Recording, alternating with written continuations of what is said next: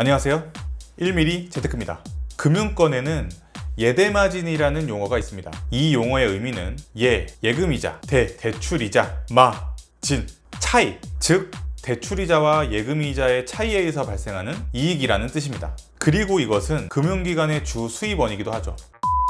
은행을 이용하는 분들이라면 예금금리보다 대출금리가 더 높다는 건 다들 알고 계실 겁니다. 그 이유는 지난 영상에서 설명한 가상금리 때문에 대출금리가 높은 것이 일반적인데요. 자, 그럼 생각을 해볼게요.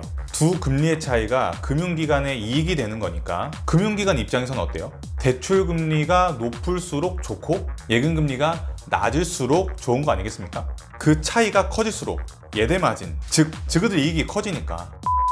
최근 뉴스에서는 기준금리가 사상 최저 연 0.5%까지 내려가면서 예금금리, 대출금리가 모두 사상 최저로 내려갔다고 보도했습니다. 한 언론사에 따르면 예금금리는 0%대, 대출금리는 2%대로 떨어졌다고 하죠. 그림을 보시면 기준금리가 내려가는 동안에 예금금리와 대출금리가 어떻게 변화했는지 알 수 있는데요. 2018년 12월부터 올해 6월까지 예금금리는 2.05%에서 0.89%로 1.16%가 낮아진 반면 대출금리는 기업대출의 경우 1.02%, 가계대출은 0.94% 낮아졌습니다. 기준금리는 똑같이 떨어졌는데 예금금리가 대출금리보다 더 떨어졌다는 거죠. 약 0.16%만큼. 이 말은 2018년 12월보다 올해 6월에 예대마진으로 0.16%만큼 이익이 더 생겼다는 말입니다. 0.16%가 작다고 생각하실 수 있지만 금융기관에서 한 달 동안 거래되는 돈이 1,000원, 2,000원?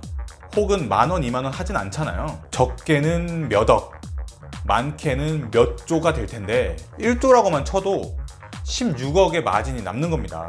한 달에 16억이라... 현기증나. 지난 7월 기사를 보시면요, 지난 5월 예대마진 차이는 1.75%로 1년 만에 최고치를 기록했다면서 그 이후로 대출금리가 5월에 반짝 상승했다고 이야기를 합니다. 아니, 기준금리는 계속 떨어졌는데 대출금리가 올랐다고?